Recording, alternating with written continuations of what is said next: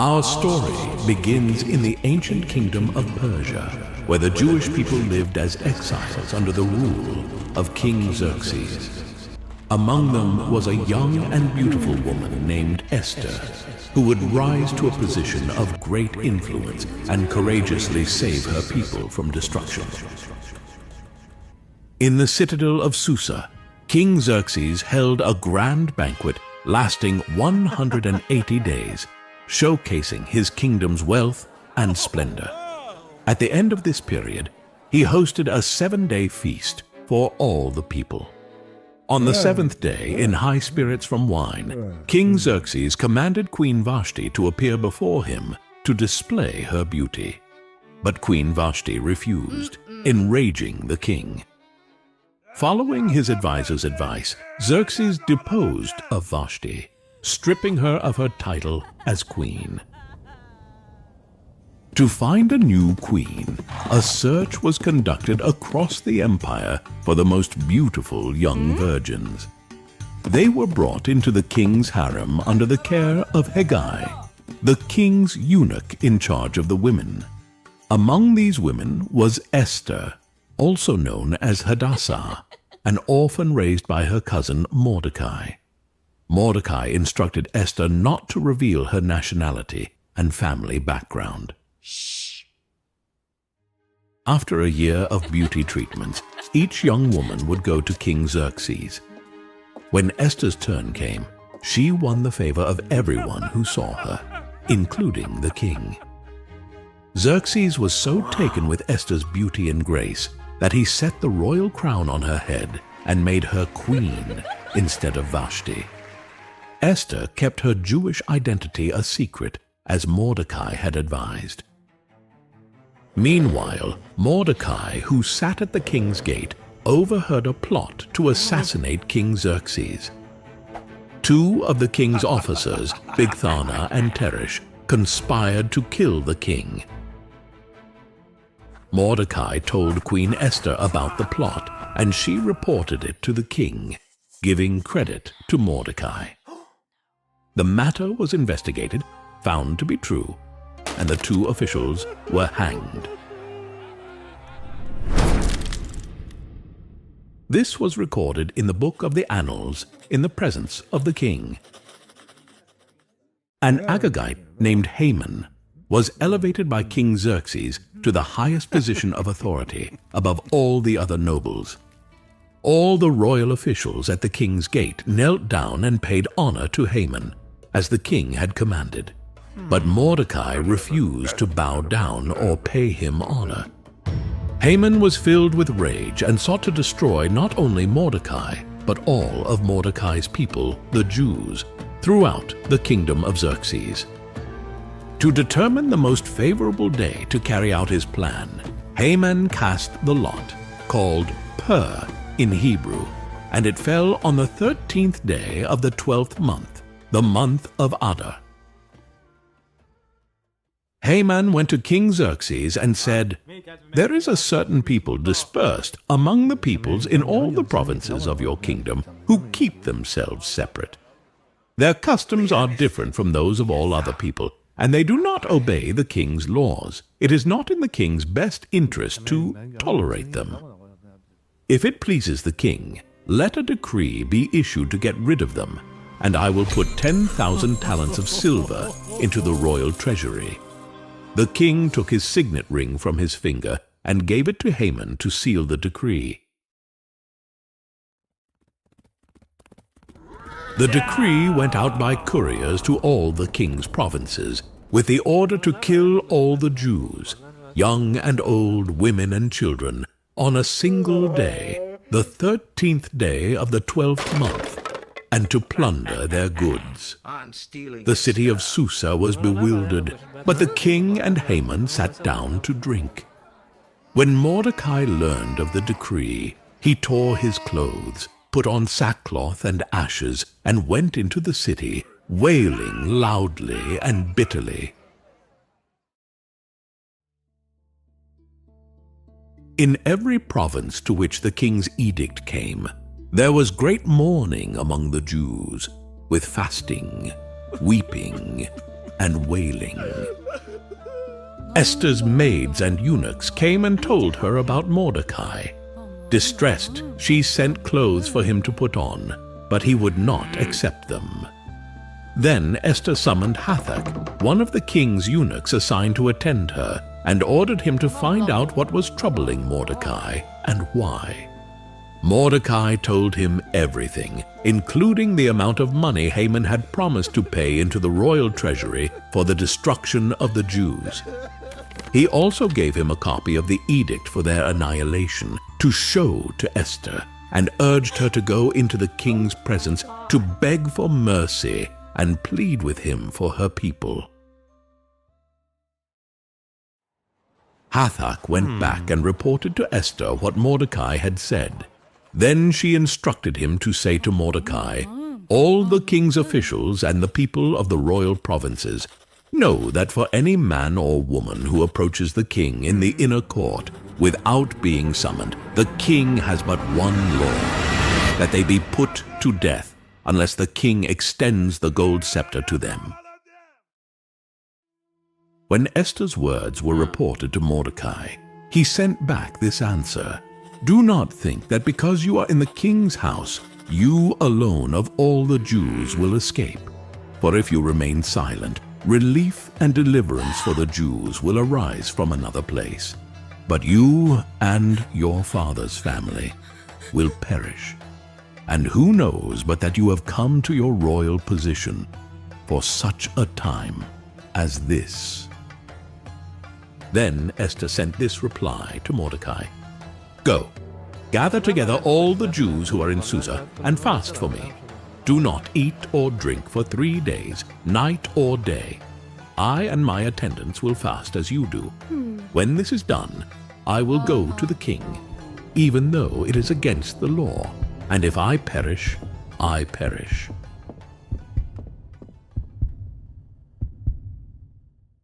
On the 3rd day, Esther donned her royal robes and stood in the inner court of the palace, in front of the king's hall. When King Xerxes saw her, he was pleased and extended his golden scepter, sparing her life. "What is it, Queen Esther? What is your request? Even up to half the kingdom it will be given you." Esther invited the king and Haman to a banquet she had prepared. During the banquet, the king asked Esther what she desired. Esther invited the king and Haman to another banquet the next day, where she would reveal her petition. Haman went out happy and in high spirits. But when he saw Mordecai at the king's gate, and observed that he neither rose nor showed fear in his presence, he was filled with rage. Nevertheless, Haman restrained himself and went home. Calling together his friends and Zeresh, his wife, Haman boasted to them about his vast wealth, his many sons, and all the ways the king had honored him. "And that's not all," Haman added. "I'm the only person Queen Esther invited to accompany the king to the banquet she gave. But all this gives me no satisfaction as long as I see that Jew Mordecai sitting at the king's gate." His wife Zeresh and all his friends said to him, "Have a pole set up reaching 50 cubits, and ask the king to have Mordecai impaled on it. Then go with the king to the banquet and enjoy yourself." This suggestion delighted Haman, and he had the pole set up. That night, the king could not sleep, so he ordered the book of the Chronicles to be brought in and read to him. It was found recorded there that Mordecai had exposed Bigthana and Teresh, who had conspired to assassinate King Xerxes. "What honor has Mordecai received for this?" the king asked. "Nothing has been done for him," his attendants answered. The next morning, Haman entered the court to request Mordecai's execution. Before Haman could speak, the king asked, "What should be done for the man the king delights to honor?" Assuming the king meant him, Haman suggested a royal robe the king had worn, a horse the king had ridden, one with a royal crest. Then let the robe and horse be entrusted to one of the king's most noble princes. Let them robe the man the king delights to honor and lead him on the horse through the city streets, proclaiming, "This is what is done for the man the king delights to honor." To his horror, the king commanded Haman to honor Mordecai in this way. After parading Mordecai, Haman rushed home in grief, only to be summoned to Esther's second banquet. During the banquet, King Xerxes again asked Esther her request. Queen Esther answered, "If I have found favor with you, your majesty, and if it pleases you, grant me my life. This is my petition. And spare my people, this is my request. For I and my people have been sold to be destroyed, killed, and annihilated." King Xerxes asked, "Who is he? Where is he?" Esther said, "An adversary, an enemy, this vile Haman." Then Haman was terrified before the king and queen. The king got up in a rage and went out into the palace garden. Haman stayed behind to beg Queen Esther for his life. Just as the king returned, Haman was falling on the couch where Esther was reclining. The king exclaimed, "Will he even harm the queen while she is with me in the house?" As soon as the word left the king's mouth, they covered Haman's face. Then Harbona, one of the eunuchs, said, "A pole reaching 50 cubits stands by Haman's house. He had it set up for Mordecai." The king said, "Take him to it." So they took Haman to the pole he had set up for Mordecai. After that, the king's fury subsided. That same day, King Xerxes gave Queen Esther the estate of Haman, and Mordecai came into the king's presence, for Esther had told how he was related to her. The king took off his signet ring, which he had reclaimed from Haman, and presented it to Mordecai. Esther appointed him over Haman's estate. Esther again pleaded with the king, falling at his feet and weeping. She begged him to put an end to Haman's evil plan. Then the king extended the gold scepter to Esther, and she stood before him. "If it pleases the king," she said, "and if he regards me with favor, let an order be written overruling the dispatches that Haman devised and wrote to destroy the Jews in all the king's provinces. For how can I bear to see disaster fall on my people?" King Xerxes replied, "Because Haman attacked the Jews, I have given his estate to Esther. Now write another decree in the king's name in behalf of the Jews, as seems best to you, and seal it with the king's signet ring. For no document written in the king's name and sealed with his ring can be revoked." At once the royal secretaries were summoned. They wrote out all Mordecai's orders to the Jews and to the nobles of the 127 provinces. Mordecai wrote in the name of King Xerxes, sealed the dispatches with the king's signet ring, and sent them by mounted couriers. The king's edict granted the Jews the right to assemble and protect themselves, to destroy any armed force that might attack them. The day appointed for the Jews to do this was the 13th day of the 12th month, the month of Adar. The couriers went out, spurred on by the king's command, and the edict was issued in the citadel of Susa. When Mordecai left the king's presence, he was wearing royal garments of blue and white, a large crown of gold and a purple robe, and the city of Susa held a joyous celebration. For the Jews it was a time of happiness and joy, gladness and honor. On the 13th day of the 12th month, the edict was to be carried out. On this day, the enemies of the Jews had hoped to overpower them, but the tables were turned and the Jews got the upper hand. The Jews assembled in their cities and attacked those who sought to destroy them. No one could stand against them, for fear of the Jews had seized all the people. In the citadel of Susa, the Jews killed 500 men. They also killed the 10 sons of Haman, but they did not lay their hands on the plunder. The number of those killed in the citadel of Susa was reported to the king that same day. The king said to Queen Esther, "The Jews have killed 500 men and the 10 sons of Haman in the citadel of Susa. What have they done in the rest of the king's provinces? Now what is your petition? It will be given you." Esther answered, Give the Jews in Susa permission to carry out this day's edict tomorrow also, and let Haman's 10 sons be put on poles, just like their father. So the king commanded that this be done. Meanwhile, the Jews in the king's provinces assembled to protect themselves and got relief from their enemies. They killed 75,000 of them, but did not lay their hands on the plunder. This happened on the 13th day of Adar, and on the 14th they rested and made it a day of feasting and joy.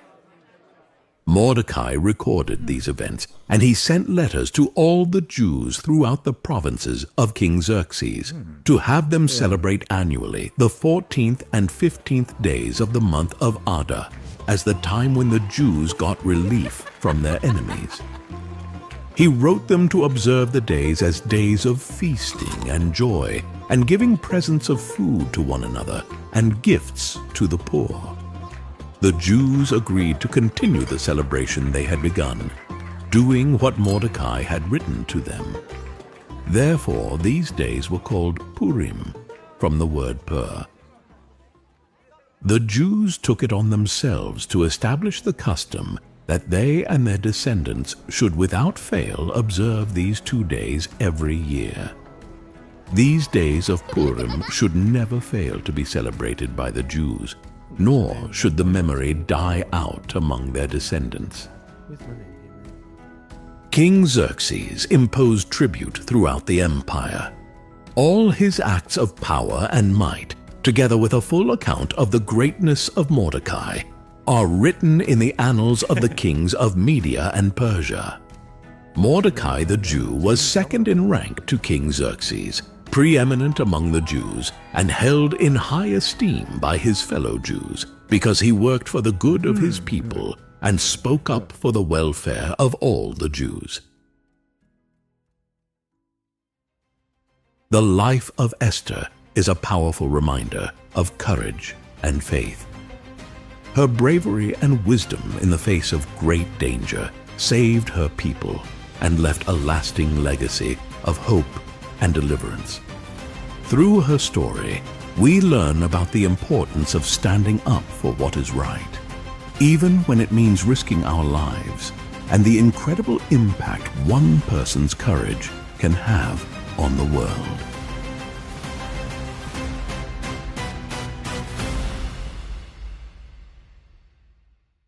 Do you want your children and other families around the world to learn the Bible through animated movies? Then here's your chance to help make that happen. Our vision is to create full-length Bible movies that tell all the stories leading to Jesus, something mainstream media like Disney would never do. All of our content is free and available on YouTube, but ad revenue alone is not enough to support our mission. By joining our community on Patreon, we can together create these incredible films and spread the Bible stories to the next generation. In return, we offer you exclusive perks for your entire family. Thank you for being a part of this amazing mission. If you enjoyed this video, please subscribe to our channel and press the bell for notifications of our newest videos. Make sure to like the video Comment your thoughts and share it with your friends and family. Thank you for watching.